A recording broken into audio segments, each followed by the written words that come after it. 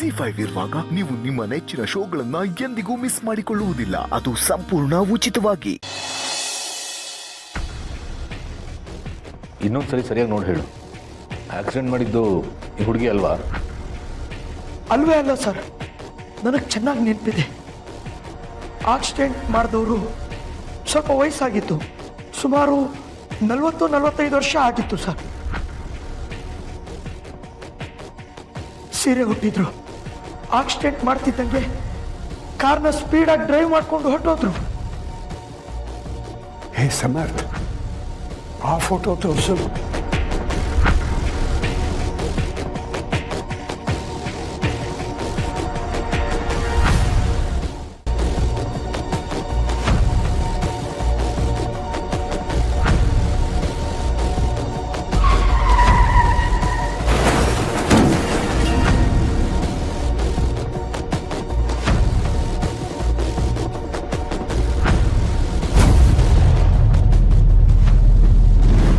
ಇವಳೆ ಸರ್, ಈ ಹೆಂಗಸ ಆಕ್ಸಿಡೆಂಟ್ ಮಾಡಿದ್ದು.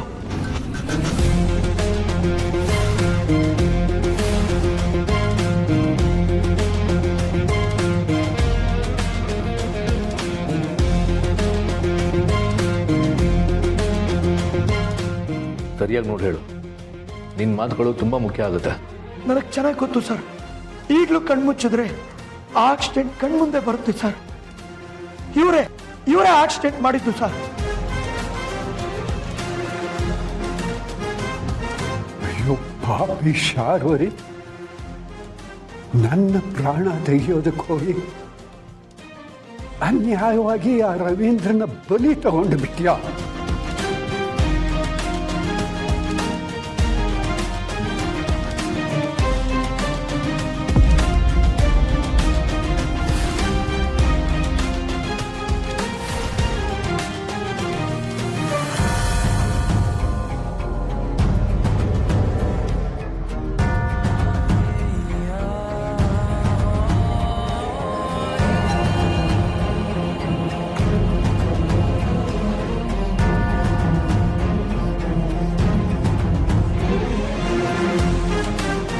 ನಿಜ ಹೇಳು, ಆಕ್ಸಿಡೆಂಟ್ ಮಾಡಿದ್ದು ಇವರೇನಾ?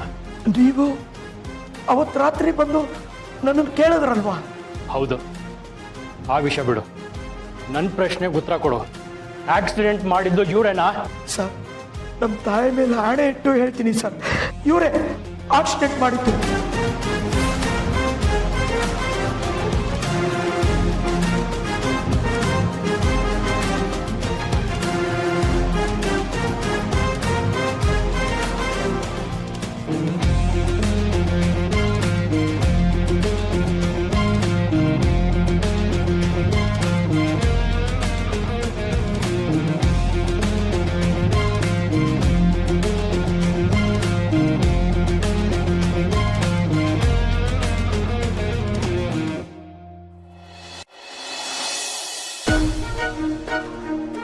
ಇದೆಲ್ಲ ನನಗೆ ನಂಬಕ್ಕೆ ಆಗ್ತಿಲ್ಲ.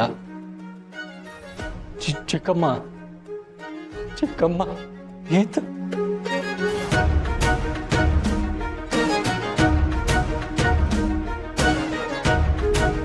ತೋಣ, ನಿಮ್ಗೆ ಈ ಸತ್ಯನ ಅರ್ಗಿಸ್ಕೊಳಕ್ಕಾಗಲ್ಲ ಅಂತ. ನಿಮ್ಗೆ ಈ ಸತ್ಯ ಗೊತ್ತಾದರೆ ನೀವು ಈ ರೀತಿ ನೊಂದ್ಕೋತಿರೋ ಅನ್ನೋ ಕಾರಣಕ್ಕೇನೆ ನಿಮ್ಗೇನು ಹೇಳಿದೆ ಇಷ್ಟೆಲ್ಲ ಮಾಡ್ತಿದ್ದೆ. ಅದು ಸರಿ, ನೀವು ಇದ್ದಕ್ಕಿದ್ದ ಹಾಗೆ ಇಲ್ಲಿಗೆ ಹೇಗೆ ಬಂದೆ? ಅಯ್ಯಯ್ಯೋ, ಆ ಫೈಲ್ ಆಕಾರ ಮಾಡಿಬಿಟ್ನಲ್ಲ ಸರ್. ಸ್ವಲ್ಪ ಯೂಟರ್ನ್ ತಗೋತೀರಾ?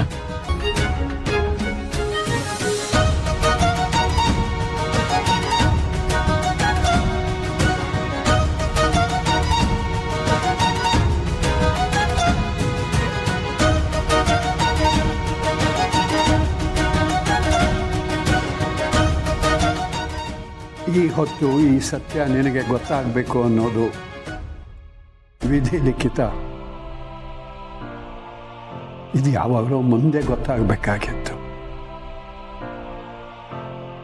ಇಂಥ ಒಂದು ಸತ್ಯ ನನಗೆ ಗೊತ್ತಾಗದೇ ಇರ್ತಿದ್ರೆ ಚೆನ್ನಾಗಿರ್ತಿತ್ತು ತಾತ. ನೆರಳು ಸಿಗ್ಲಿ ಅಂತ ಮರದ ಕೆಳಗೆ ನಿಂತಿರ್ತೀವಿ, ಆದರೆ ಆ ಮರನೇ ಮುರಿದು ತಲೆ ಮೇಲೆ ಬಿದ್ದೋದ್ರೆ ಬದುಕೋದಾದ್ರೂ ಹೇಗೆ ಹೇಳಿ? ಇಷ್ಟು ವರ್ಷ ನೆಮ್ಮದಿಯಾಗಿ ಚಿಕ್ಕಮ್ಮನ ನೆರಳಲ್ಲಿ ಬದುಕ್ತಿದ್ದೀನಿ ಅನ್ಕೊಂಡಿದ್ದೆ. ಆದರೆ ಚಿಕ್ಕಮ್ಮನೇ ಈ ರೀತಿ ಮಾಡ್ತಾರೆ ಅಂದರೆ ನಿಜವಾಗ್ಲೂ ಚಿಕ್ಕಮ್ಮ ಇನ್ನು ಜೀವ ತೆಗೆಯುವಷ್ಟು ಕ್ರೂರಿಲ್ಲ. ಹಾಗಿದ್ರೆ ಇದುವರೆಗೂ ನಾವು ಅವ್ರ ಮೇಲೆ ಇಟ್ಕೊಂಡಿದ್ದ ನಂಬಿಕೆ, ಅವ್ರನ್ನ ಅರ್ಥ ಮಾಡ್ಕೊಂಡಿದ್ದ ರೀತಿ ಎಲ್ಲ ತಪ್ಪ? ಇಲ್ಲ, ನನಗೆ ಇದು ಯಾವುದು ನಂಬಕ್ಕೆ ಆಗ್ತಿಲ್ಲ ಪತ್ತ.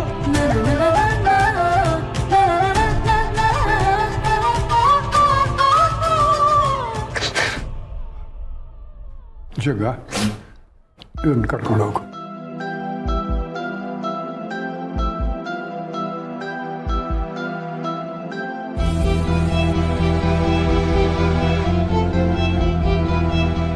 ಸಮಾಧಾನ ಮಾಡ್ಕೊಳ್ಳೋಣ. ಸಮರ್, ಚಿಕ್ಕಮ್ಮನಿಗೆ ರವೀಂದ್ರ ಅವನ್ನ ಕೊಲ್ಲುವಂಥ ದ್ವೇಷ ಏನಿತ್ತು? ಅವ್ರು ನಿಜವಾಗ್ಲೂ ಇದನ್ನ ಬೇಕಂತ ಮಾಡಿದಾರ? ಇಷ್ಟಾದ್ಮೇಲೂ ನಾನು ಸುಮ್ಮನಿರಬಾರ್ದು. ಅಭಿ ಚಿಕ್ಕಮ್ಮನ ಬಗ್ಗೆ ಹೇಳಿದಾಗ ಅಪ್ಪ ಆಗಲಿ ನಾನಾಗಲಿ ನಂಬಿಲ್ಲ. ಚಿಕ್ಕಮ್ಮ ಯಾಕೆ ಹೀಗೆ ಮಾಡಿದ್ರು ಅನ್ನೋದಕ್ಕೆ ನನಗೆ ಕಾರಣ ಗೊತ್ತಾಗಬೇಕು. ನಾನು ಈಗಲೇ ಹೋಗಿ ಚಿಕ್ಕಮ್ಮನ ಹತ್ರ ಮಾತಾಡ್ತೀನಿ.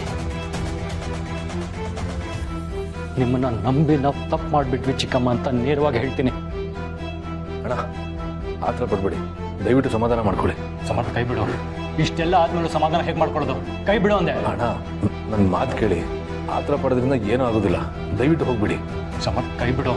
ಕೈ ಬಿಡು ಅಂತ ಹೇಳ್ತಿದ್ದೀನಿ. ಕೈ ಬಿಡು ಸಮರ್.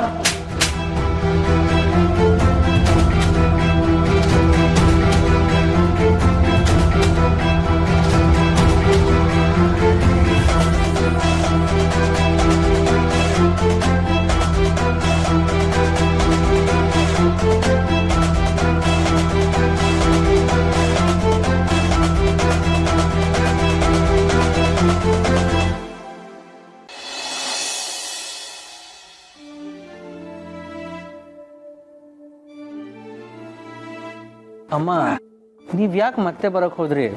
ನಾವು ಫೈಲ್ಸ್ ಎಲ್ಲ ನೋಡಿದ್ದಾಯ್ತು. ನೀವು ಆರಾಮಾಗಿ ರೆಸ್ಟ್ ಮಾಡಕ್ ತಾನೆ? ಪರವಾಗಿಲ್ಲ ಅಭಿ, ಆಗ್ಲಿಂದ ಕೂತಿದ್ನಲ್ಲ, ಸ್ವಲ್ಪ ಕಾಲು ನೋವ್ತಾ ಇದೆ. ಆ ಫೈಲ್ಸ್ ಎಲ್ಲ ನೋಡ್ಬಿಡೋಣ.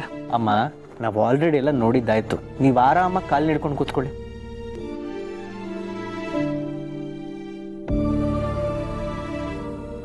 ಅಭಿ, ಏನೂ ಆಗಿಲ್ಲ. ಎಲ್ಲಿ ನಾನು ಫೈಲ್ಸ್ ನೋಡ್ತೀನಿ. ಬೇಡ ಅಮ್ಮ, ನಾವು ನೋಡ್ತಿದೀವಲ್ಲ. ಮಗ ನಿಮ್ಗೆ ಸೇವೆ ಮಾಡ್ಬೇಕಾದಾಗ ನೀವು ಮಾಡಿಸ್ಕೋಬೇಕು. ಈ ಥರನಾದ್ರೂ ನಿಮ್ಮ ಮಗಂಗೆ ಸ್ವಲ್ಪ ಪುಣ್ಯ ಬರಲಿ. ನೀನು ತಪ್ಪು ತಿಳ್ಕೊಂಡಿದ್ಯಾ ದೀಪಿಕಾ. ನಾನು ಆಲ್ರೆಡಿ ತುಂಬ ಪುಣ್ಯ ಮಾಡಿದ್ದೀನಿ. ಅಷ್ಟು ಪುಣ್ಯ ಮಾಡಿರೋದಕ್ಕೆ ತಾನೇ ಇಂಥ ಅಮ್ಮ ಸಿಕ್ಕಿರೋದು.